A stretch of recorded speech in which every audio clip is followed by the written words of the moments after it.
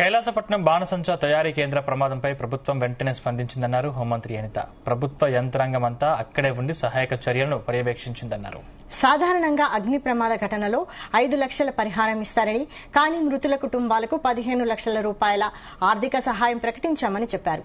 వీలైనంత త్వరగా మృతుల కుటుంబ సభ్యులకు పరిహారం అందజేస్తామన్నారు. వారి దహన సంస్కార ఖర్చులను కూడా ప్రభుత్వమే భరిస్తుందన్నారు హోంమంత్రి అనిత.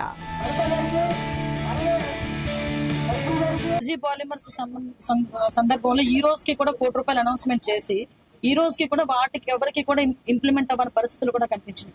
నేనేమంటానంటే ఇలాంటి మాటలు కాదండి.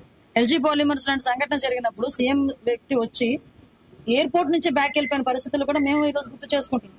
కానీ ఈ రోజు మేము బాధ్యత కలిగిన వ్యక్తులుగా అక్కడ జరిగిన వెంటనే ఇమ్మీడియట్ గా మొత్తం యంత్రాంగం అంతా అక్కడే ఉంది.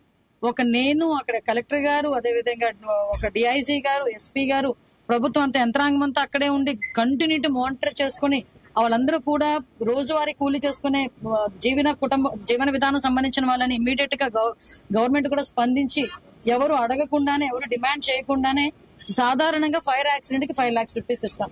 అలాంటిది ఇది కలిపి 3 times ఎక్స్ట్రాగా ఒక 15 లక్షల రూపాయలు ఈ రోజు అనౌన్స్మెంట్ చేయడం, వాళ్ళకి కూడా ఒక ఫ్యామిలీ సర్టిఫికెట్స్ వచ్చిన వెంటనే, లీగల్ హెయిర్స్ వచ్చిన వెంటనే సంబంధిత చెక్కులు కూడా వాళ్ళకి అందజేస్తాం.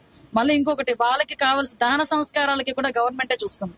దహన సంస్కారాలకి ఏదేది చేయాలో కలెక్టర్ గారు, ఆర్డీఓ గారికి కూడా ఆదేశాలు ఇచ్చి వాళ్ళకి ఎక్కడ ఎటువంటి ఇబ్బంది లేకుండా చూసుకోమని ఆదేశాలు ఇవ్వడం జరిగింది. ఈ రోజు ఒక మానవతా దృక్పథంతో ఈ రోజు చనిపోయిన వాళ్ళని తిరిగి ఎలాగో తీసుకురాలి, కనీసం చనిపోయిన వాళ్ళని గౌరవంగా పంపించుకోవాలి, వాళ్ళ కుటుంబాలను ఆదుకోవాలి ఉద్దేశంతోనే, ఆ దృఢ నిశ్చయంతోనే, చిత్తశుద్ధితోనే ఈ రోజు గవర్నమెంట్ పనిచేస్తుంది.